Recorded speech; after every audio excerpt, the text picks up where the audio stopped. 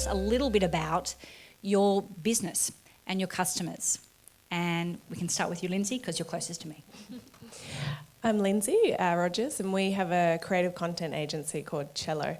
So we're sort of a hybrid ad agency meets production company. We're 2 years old, and we started trading here in Australia, and just through our contacts and connections sort of accidentally picked up some global work, and now we've launched some global products and continue to run projects out of the US and out of the UK, which both have their sort of different cultural expectations, and it's been a bit of a minefield for us, but we're sort of, I think you kind of need to go through it once or twice to learn how to sort of iron out the workflow with, you know, other organisations overseas. I might jump to TARYN if that's okay, particularly on that note of overseas, and tell us what you're doing. My name's TARYN Williams. I'm the founder of 2 different companies. One is Wink Models. We have offices in Sydney, Melbourne and in Brisbane.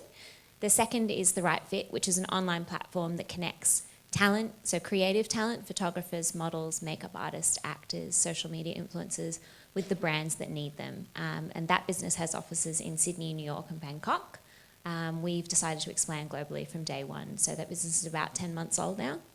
And the decision to go global for us was a day one decision. There was no one else doing it in our vertical, so it was a play that we really wanted to make very early on. And Kate, the investigation process, tell us about your business, where you're at with that. Sure. I run a business called Table of Plenty, which is a food business that has its roots in the health and well-being industry and then has expanded into products into the supermarket.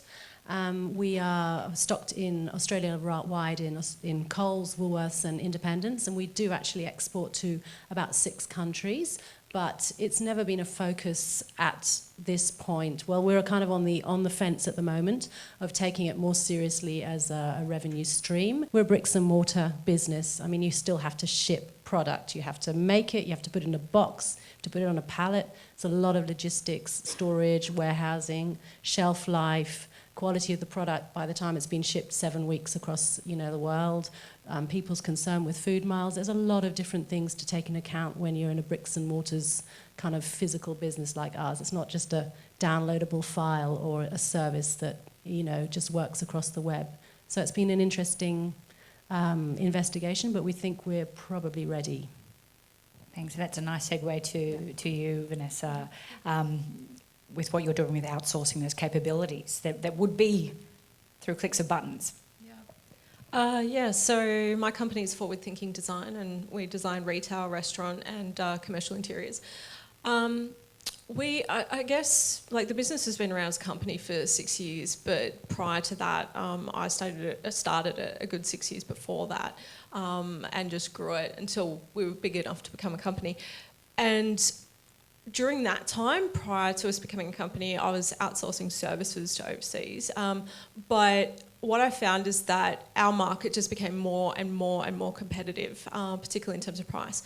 And it was one of my business mentors, who actually owns one of the largest architectural firms in Australia, said to me, look, you know, you need to provide a much higher standard of presentation in your product, but you're not going to be able to do that here. So that forced us to look to offshore talent. So what we've been doing is outsourcing 3D visualizations to China. So he linked me up with a company there, thankfully, that he had already found and that they were already using, which was great, because doing the legwork in researching and finding the correct companies to work with is probably the hardest thing. So we linked up with them, and I was really surprised to find how competitive their cost was, because I thought, this is this massive architectural firm using them, and we're a small company, how are we going to be able to afford them? But we actually could, and the communication's been not too bad. It started off better, it got a little bit rocky for a while there, but we ironed that out. And now we're also outsourcing some of our drafting services, and I have an executive assistant who's in Manila who is indispensable. So that's pretty much where we've gone.